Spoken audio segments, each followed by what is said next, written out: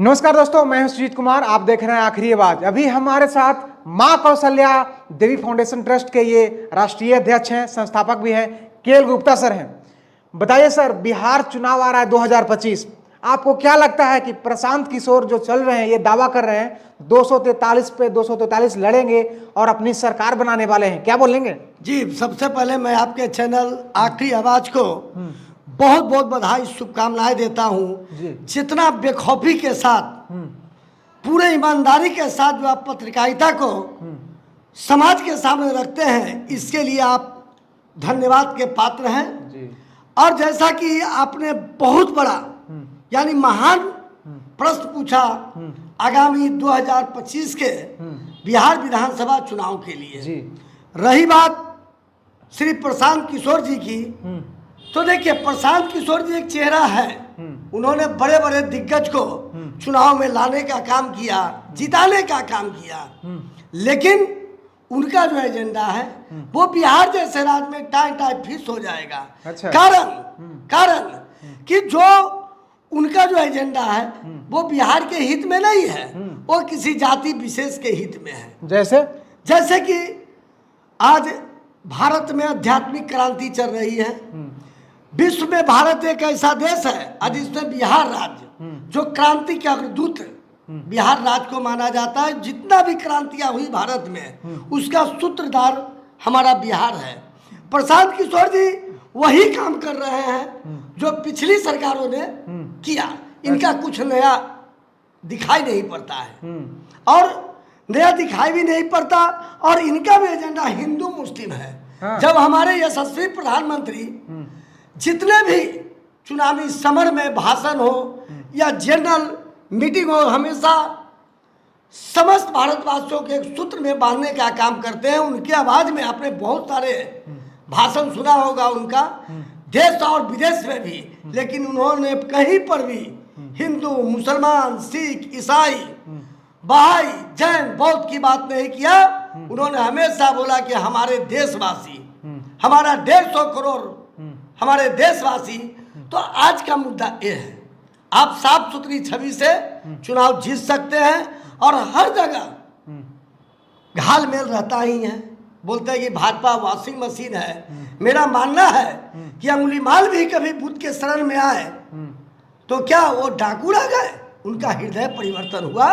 तो आज जो लोग बोलते हैं कि Bharatiya Janata party washing machine है जिसमें आने से सारे पाप कर जाते हैं, मेरा मानना है कि ये बदलाव की लहर है।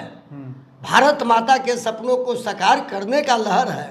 भारत को विश्व गुरु बनाने का ये एक लहर है। तो यहाँ पर प्रशांत जी का जादू नहीं चलेगा।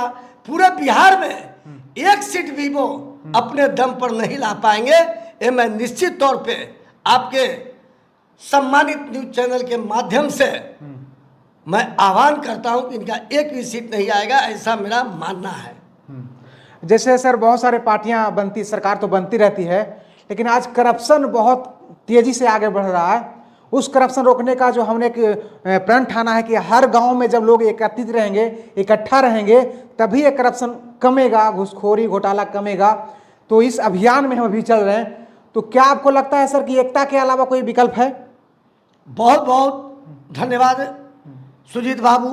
आप भारत के युवा हैं, और मेरा मानना है कि भ्रष्टाचार की जड़ पूरे भारत में, चाहे वो पुलिसिया सिस्टम हो या भारत सरकार का जो भी एजेंसी है, उसमें 100% मैं मानता हूं कि भ्रष्टाचार व्याप्त है। जो हमारे पुराने लोग हैं, पुराने माने 80-90 वाले, वो अभी तक मेरा मानना है कि जागृत नहीं हो पाए हैं। आप जिस पुलिसिया सिस्टम, तो ये समझिए कि बड़े बड़े अफसर लोगों ने के निगरानी में है पुलिस, लेकिन भ्रष्टाचार के बारे में आप जितना बोले वो कम है।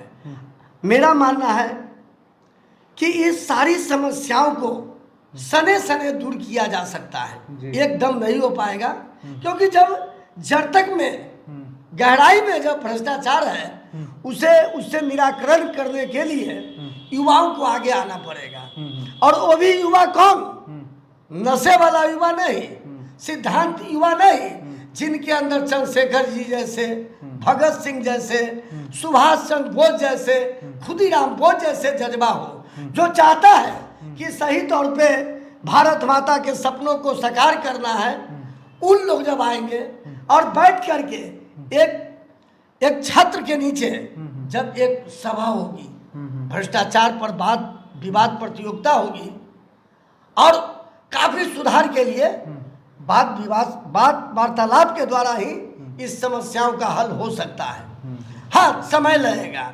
और आप जैसे, मैं हर बार अपने ही चैनल के माध्यम से, आप लोग जैसे लोगों के चैनल के माध्यम से बोलता हूँ कि भारत माता के पूरी जिम्मेदारी युवाओं के कंधों पर है। अब युवा को फैसला करना है कि वो देश के नाम रोशन करेंगे कि इसी भ्रष्टाचार में लिप्त होकर के 7 जन्मों के लिए पैसा कमाएंगे। क्योंकि भारत जैसे देश में मैं देखता हूँ श्री सुजीत बाबू, खास करके बिहार, पूर्वांचल जैसे राज्यों में, जहाँ पर लोग 3 ही चीज़ों के लिए पैसा कमाता है। एक, मकान बनाने के लिए, दूसरा बेटा लायक हो या नालायक हो उसके लिए, और तीसरा सारा पैसा हॉस्पिटल के लिए। लेकिन ख्वाब देखता है कि मैं 7 जन्मों के लिए कमा रहा हूँ, जिसमें चाहे वो मंत्री हो, ब्यूरोक्रेट हो, व्यापारी हो, मजदूर हो। तो मैं चाहता हूँ, मेरा मानना है कि इस भावना से ऊपर उठना पड़ेगा।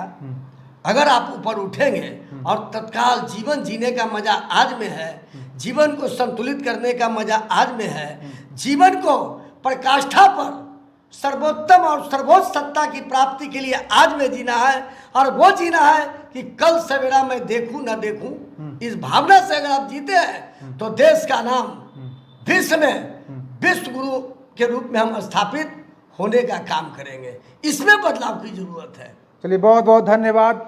बाकी अपना राय जरूर दीजिएगा बिहार चुनाव 2025 को लेकर। बाकी हम तो निकले हुए हैं एक अभियान में, बाकी अपना कमेंट में राय जरूर दीजिएगा। मिलते हैं नेक्स्ट वीडियो में। जय हिंद।